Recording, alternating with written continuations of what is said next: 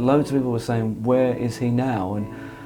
And it just seemed like there was a lot of interest in my sort of coming back out there.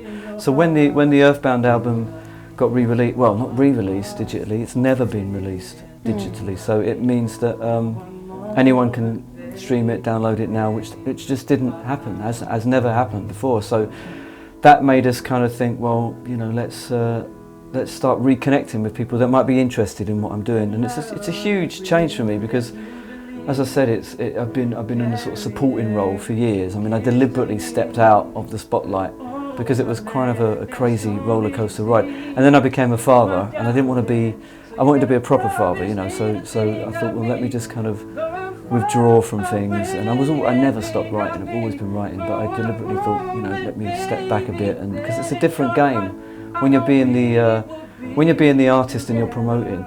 There's very, very little to do with writing songs. Very little. It's all about kind of, you know, singing live, doing interviews, traveling. You know, it's got very little creativity. With the Earthbound album coming out, I'm like, right, now I get to be the artist again.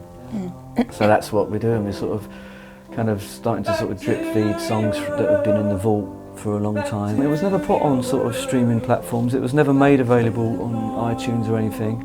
And then the record company that were responsible for it, they kind of went defunct. And then Sony came along. I don't know how much longer later, and Craig David had kind of plugged into my management and record label thing, because apparently, well, he was a fan of mine. He was always very nice and respectful to me, and so he came along and plugged into that, and then obviously became really huge. And so they wanted, when Sony wanted to get back at the kind of buy the Wildstar catalogue, they weren't after buying the catalogue for me. They were after buying the catalogue to get at Craig. So they just bought the whole thing, I guess, wholesale.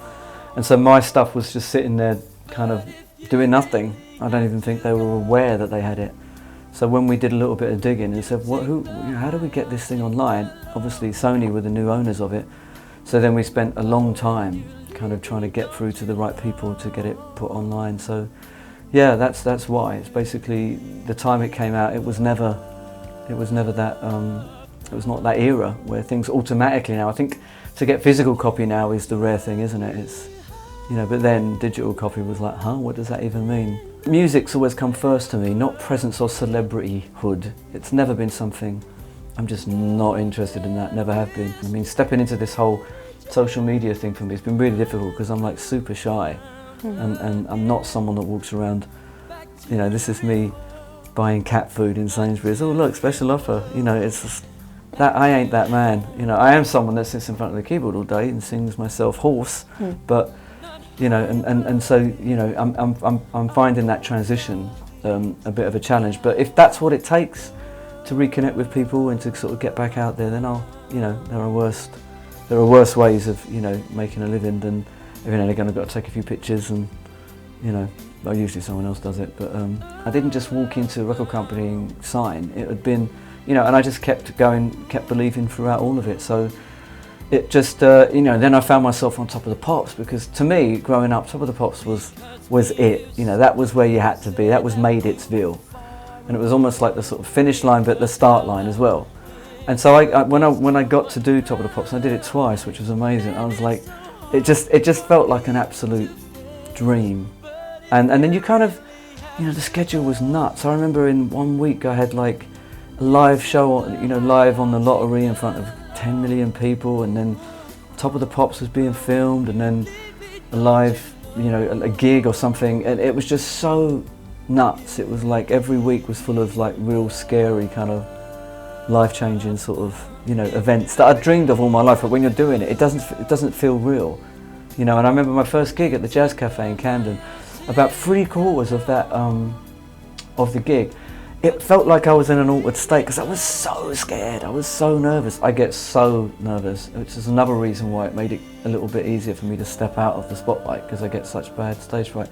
But I remember 3/4 of that gig I did with, you know, in this kind of dream state, like almost like I was watching myself, because I was like, and then I kind of warmed up towards the end, and then the next night I did another gig and that was better. But Yeah, it was a dream come true, and it was something that I felt like I'd paid my dues already. It felt like I was on a sort of roller coaster that was going somewhere that I'd always dreamed of going, and it did. I got an album out there, and it's great to see. Without that happening, we wouldn't be sitting here now, because lots of my friends, they didn't get that album out there. And some of them I felt like were just as talented as I was, and they deserved it. So yeah, it's a major part of my sort of heritage, and to have that thing, which is a milestone in my life, available now, it just means so much.